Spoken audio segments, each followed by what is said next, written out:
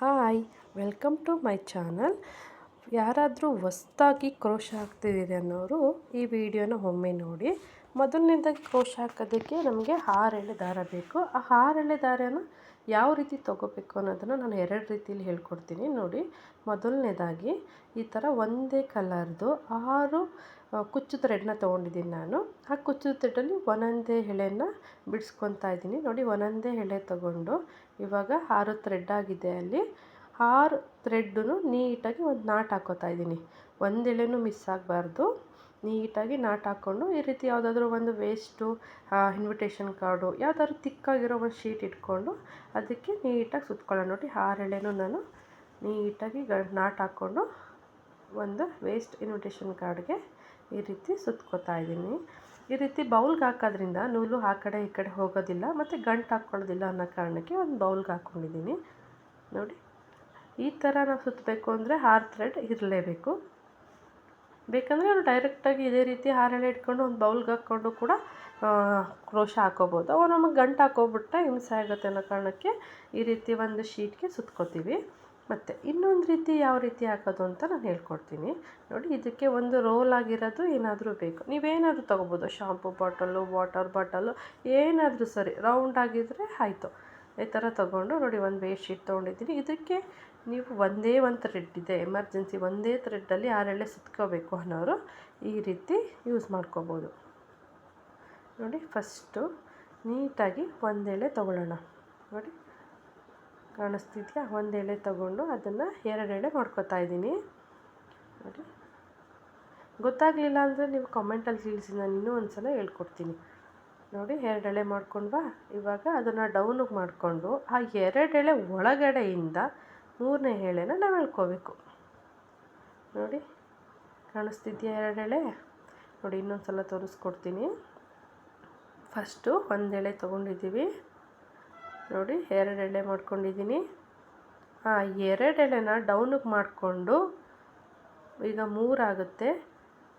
2 ಎಳೆ ಒಳಗಡೆಯಿಂದ ಇನ್ನೊಂದು ಎಳೆ ಎಳ್ಕೊಳ್ಳೋಣ ನೋಡಿ. ಇವಾಗ 3 ಲೇಯರ್ ಆಯಿತು ನೋಡಿ. ನಿಮ್ಗೆ ಎಷ್ಟು ಉದ್ದ ಬೇಕು, ನಿಮ್ಮ ಕೈ ಎಷ್ಟು ಉದ್ದ ಹೋಗುತ್ತೋ ಅಷ್ಟುದ್ದನೂ ನೀವು ಎಳ್ಕೊಬೋದು ನೋಡಿ. ಒಂದು ರೋಲ್ ಆಗಿರೋದನ್ನ ತೊಗೊಂಡು ಅದಕ್ಕೆ ನೀಟಾಗಿ ಟೈಟಾಗಿ ಈ ರೀತಿ ಸುತ್ಕೋತಾ ಇದ್ದೀನಿ ನೋಡಿ. ನೋಡಿ ಎಷ್ಟು ಚೆನ್ನಾಗಿ ಬರ್ತಾಯಿದೆ ನೋಡಿ. ಈಗ 2 ಎಳೆ ಉಳ್ಕೊಂತಲ್ವ, ಅದ್ರ ಒಳಗಡೆಯಿಂದ ಇನ್ನೊಂದು ಎಳೆನ ಅದೇ ರೀತಿ ಸೇಮ್ ಆ್ಯಸ್ ಇಟ್ ಈಸ್ ಈ ಥರ ನಿಮಗೆ ಎಷ್ಟು ಉದ್ದ ಬೇಕೋ ಅಷ್ಟು ಉದ್ದ ಹೇಳ್ಕೊಂಡು ಇದೇ ರೀತಿ ಸುತ್ಕೋತಾ ಇರೋಣ ನೋಡಿ. ಯಾವಾಗಲೂ ನಾವು ಬೇಸ್ ಲೈನ್ಗೆ ನಮ್ಮ ಕೈ ಎಷ್ಟು ಉದ್ದ ಇದೆಯೋ ಅಷ್ಟು ಉದ್ದ ಹೇಳ್ಕೊಂಡು ಈ ರೀತಿ ನೀಟಾಗಿ 5 ಎಳೆ ಸುತ್ಕೊಂಡ್ರೆ ಬೇಸ್ ಲೈನ್ ಕಂಪ್ಲೀಟ್ ಮಾಡ್ಬೋದು, ನೂಲು ವೇಸ್ಟ್ ಆಗೋದಿಲ್ಲ. ಗೊತ್ತಾಗ್ತಿದೆಯಾ? ಕರೆಕ್ಟಾಗಿ 5 ಎಳೆನ ನೀವು ಈ ರೀತಿ ಸುತ್ಕೊಂಡ್ರೆ ಬೇಸ್ ಲೈನ್ ಫುಲ್ ಕಂಪ್ಲೀಟ್ ಆಗುತ್ತೆ.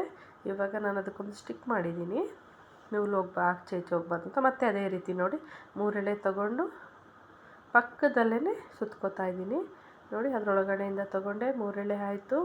ಇದೇ ರೀತಿ ಮತ್ತೆ 5 ಸಲ ಸುತ್ಕೊಂಡಿದ್ದೀನಿ. ಇವಾಗ ನೋಡಿ 5 ಎಳೆ ಸುತ್ಕೊಂಡಾಯಿತು. ಈಗ ಒಂದು ವೈಡ್ಗೆ ವೇಸ್ಟ್ ಶೀಟು ತೊಗೊಂಬಿಟ್ಟು ನೆಕ್ಸ್ಟು ನೋಡಿ ಎಷ್ಟು ನೀಟಾಗಿ ಕಾಣಿಸ್ತಾ ಇದೆ. ಈಗ ಅದನ್ನು ತೆಗೆದುಬಿಟ್ಟು ನೋಡಿ, ಆ ಕಡೆ 3 ಎಳೆ ಈ ಕಡೆ 3 ಎಳೆ 6 ಎಳೆ ಆಯಿತು. ಇವಾಗ ಒಂದು ನಾಟ್ ಹಾಕ್ಕೊಂಡು ವೇಸ್ಟ್ ಕಟ್ ಮಾಡ್ತಾಯಿದ್ದೀನಿ.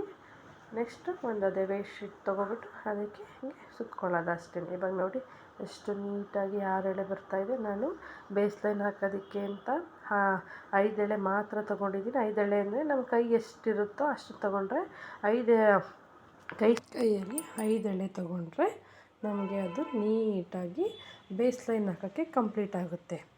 6 ಎಳೆ ದಾರದಲ್ಲಿ 5 ನಮ್ಮ ಕೈ ಉದ್ದದಷ್ಟು 5 ಎಳೆ ತೊಗೊಂಡ್ರೆ ನಾವು ಬೇಸ್ ಲೈನ ಫುಲ್ ಕಂಪ್ಲೀಟ್ ಮಾಡ್ಬೋದು ನೋಡಿ. ಇವಾಗ ಆ ಕಡೆ 3 ಕಡೆ ಈ ಕಡೆ 3 ಎಳೆ ರೆಡಿ ಆಗ್ತು. ಇನ್ನೇನು ನೋಡಿ ಎಷ್ಟು ನೀಟಾಗಿ ಬರ್ತಾಯಿದೆ. ಈ ಥರ ಸುತ್ಕೊಂಡ್ರೆ ನೆಕ್ಸ್ಟು 2 ನಾಟ್ ಹಾಕ್ಕೊಂಡು ನೋಡಿ ಈ ರೀತಿ ಆ ಕಡೆ 3 ಎಳೆ ಈ ಕಡೆ 3 ಎಳೆ ತೊಗೊಂಡು ನಾಟ್ ಹಾಕ್ತಾಯಿದ್ದೀನಿ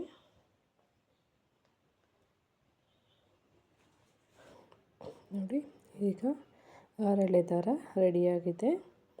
ಈಗ ಒಂದು ಶೀಟ್ ತೊಗೊಂಡು ಅದು ಫೋಲ್ಡ್ ಮಾಡಿ ಇಟ್ಕೊಂಡಿದ್ದೀನಿ. ಸ್ವಲ್ಪ ತಿಕ್ಕಿದ್ರೆ ಚೆನ್ನಾಗಿರುತ್ತೆ ನೋಡಿ.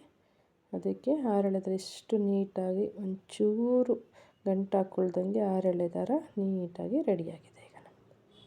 Thank you so much.